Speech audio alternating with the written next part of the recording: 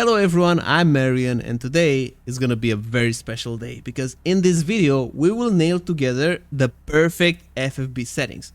No matter your wheelbase, these settings will feel amazing and more importantly, it will make you a faster driver. Now, I know you probably watched a couple of other videos about FFB and I know you probably tried to copy other drivers' settings. But if you clicked on this video, it means you're not 100% satisfied with the results. Our approach here will be different. You won't copy anything, but instead you will understand how to tweak it for yourself. But to get the ball rolling and really nail those FFB settings, let's go on a track. Sebring is my personal choice. This track is excellent because it's very bumpy. You can really feel the force feedback in action around here.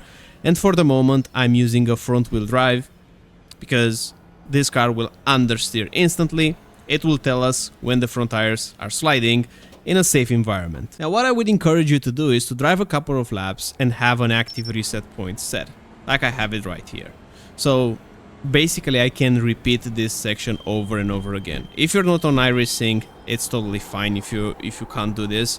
This is just to make the process a little bit quicker, because if I'm gonna press now the button, I will get put back again. So I can stay in this sector all over again, and all the changes that I will do with the force feedback, I can really test them instantly because I know how this corner feels with the settings. Now I'm gonna reset and I don't have time to forget because I'm already back in the corner. Now I don't want to waste your time with things that you probably heard in other videos, so to quickly go over the standard settings, you want overall strength to be 100%. No matter the software that you have for your particular wheelbase, set it to the maximum and then we will reduce it in the sim. Now the bump stop range and bump stop feel, this is subjective. For example, in SimuCube, if you put it too hard, the moment that you reach the limit, here you will feel a hard stop. This is not important. This is personal preference, same as the steering range. This has nothing to do with the actual feel of the force feedback. The settings that matter though are the damping, friction and inertia. And what we'll do is simple. We will play with the damping first. We will steer while staying stationary like this. We will just move the steering wheel. And as we move the steering wheel, we move this slider all the way to 100. We should feel a pretty big difference right now. If we can't feel it clearly, let's go back to 0 while we're still doing this. And now let's go back to 100. At 100% damping, the wheel feels a lot heavier. But this feeling is not progressive if you're moving the steering wheel quickly. If you're doing this, like quick corrections, compared with just moving it with a constant speed, you will notice that these corrections will feel a lot heavier. Because damping slows down fast movements of the wheel, especially oscillations, and how it works is that it applies resistance proportional to the wheel's velocity. So when I'm going quicker, you're feeling the wheel heavier. And it's important for you to do exactly what I'm doing right now. Change the sliders, stay stationary, and just feel the change in the force feedback. Because right now, I'm not talking theoretically about how it should feel, but I'm actually feeling this change. And I'll show you now the most obvious example between 100% damping and 0 damping. Let's go back on the track. So I have 100% right now. I'm gonna active reset, and I will just leave the wheel. Look. And the car stays straight. It doesn't respond to the bumpiness in the track, okay? Now if I'm changing the damping from 100% to 0, like that, and I go once again, reset, and let off the wheel, look, the car is going crazy. Look. The steering wheel is moving. Because every little detail in the track, every small oscillation will make the steering wheel turn a little bit. Now that you've seen the extremes, which one you think is better? Low damping or high damping? Well, high damping is not that good. It's actually working against you. Because when you're taking a corner, say for example this one, the steering wheel is actively helping me navigate the corner. Because I'm not gripping this very hard. I'm not gripping it as hard as I can. It's the opposite way around. I'm I'm using light hands on it. I'm almost keeping it, I'm over exaggerating for this point, but I'm almost keeping it with 2 fingers. And I let the steering wheel adjust mid-corner. Let me show you. Kinda like this. Look, if I'm holding it very, very light, you will see that while I'm cornering, you see the steering wheel moves a lot and it's giving me precious information. But also, it can also auto-correct some of the car behaviors. Like if the car understeers or oversteers, the force feedback can auto-correct it on its own. So if I have crazy amount of damping, like 100%, it won't be good. So when we're trying to find the sweet spot for damping, we're looking in the lower side, never in the upper side. If that's the case, how low you should go with the damping?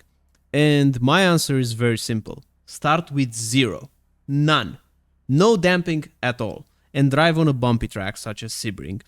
And if you find that those oscillations are a little bit too much and it's too much noise, then increase it in small increments, like 2%, 3%, something like that. Go in very small steps with the damping. And I'm doing now exactly that. I'm trying to beat my session best in this sector with 0% damping, and I'm trying to pay attention to the cues in the force feedback, and I can already start to tell that the wheel is helping me a little bit more.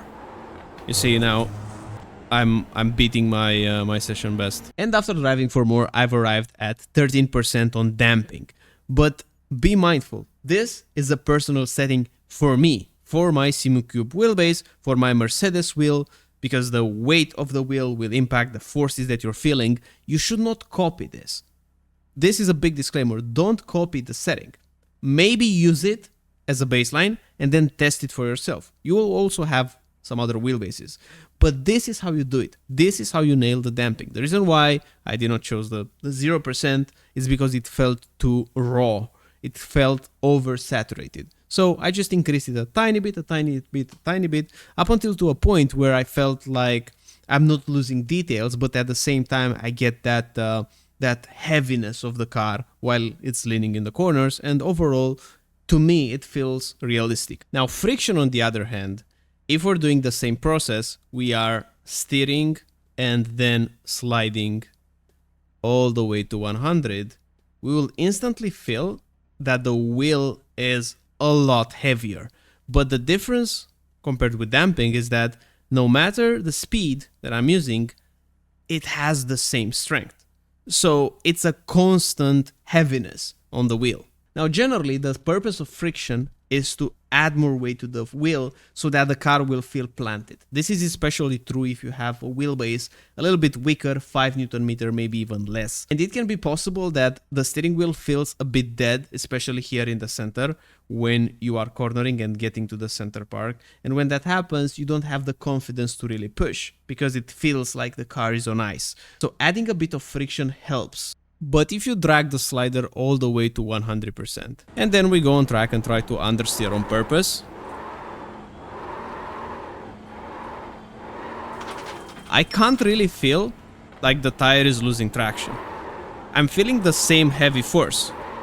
Look, even though I'm sliding the car a lot, so I'm turning the wheel, the car still goes straight, I'm definitely understeering. I'm not feeling that loss in grip in the force feedback. I feel the same force. So this amount of friction is giving me a false cue about the available grip. Because generally, if the wheel feels heavier, it means you have more grip. But in this case, the wheel feels heavy all the time. And without repeating ourselves, because the process will be quite similar with damping, what we want to do is to go from 0% and see if the car is floating. If the car seems like it's floating, then increase it more. Also, in the center is going to be the most obvious. So if you're just gripping the wheel and you feel like it's dancing here in the center, you definitely need to add more friction, to the point that you can't really move a lot the center when you're just resting your hand like this. So for example, right now, look, I'm putting my hand on the wheel, it stays pretty firm. So 10% will be a good starting point for me. And now for inertia, this simulates the steering mass. Basically, once it starts moving, it wants to keep moving, and once it stops, it resists being moved again. And the reason why I keep such a low value is because this is slowing down your movements.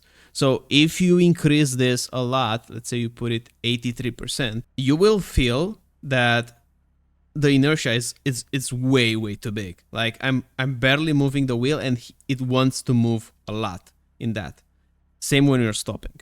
So when you have to do quick movements like left, right, you will fight more the wheel, because the wheel, when you go left, the wheel wants to keep going left. And then you have to go right quickly, then you're losing time because of this. So what I would encourage you to do is to keep inertia to a point where it feels realistic, it feels natural, but not all over the top, to the point that you're losing time in all the chicanes. And the easiest way to get to the perfect inertia value is to just do laps on a track with a lot of chicanes. For example, Zolder is a good track. Monza, it's a good track. Do laps with different settings of inertia and see what are your fastest laps. Because I can guarantee that if you have the wrong inertia value, you will be slow in those types of corners. Or conversely, if you know that you struggle with chicanes, well, maybe check your inertia value or your friction value in the settings, because friction can also slow you down. Remember, friction, you're just adding more weight on top of the wheel. More weight, it means you need more force to move it. And if the wheel is lighter, obviously you can move it faster. So for all those scenarios where you need quick hands, so to speak, you need to check your friction and inertia. With those three out of the way, what you want to check in your FFB software is any type of filter. For example, for SimuCube, I have the force reconstruction filter. Keep those two off. Unless you're feeling that without the filter, you can't really tell what's going on the track. Of course, if that's the case, use them. But those filters will add, on top of the existing force feedback, it will add another layer. And it's important to have the FFB as raw as you can. Obviously, we're tuning it down a little with damping friction, and it's fine. But if we're adding also filters on top of it, it will be likely the case that we won't exactly feel what's going on. So I highly encourage you to avoid using any type of filter. And if you have any settings about latency mode and just minimizing the latency, use that. Now, a lot of you are using third-party apps for force feedback. Those apps generally introduce a bit of latency, so be mindful with those. If you genuinely feel that those apps are helping you, then by all means, keep using them.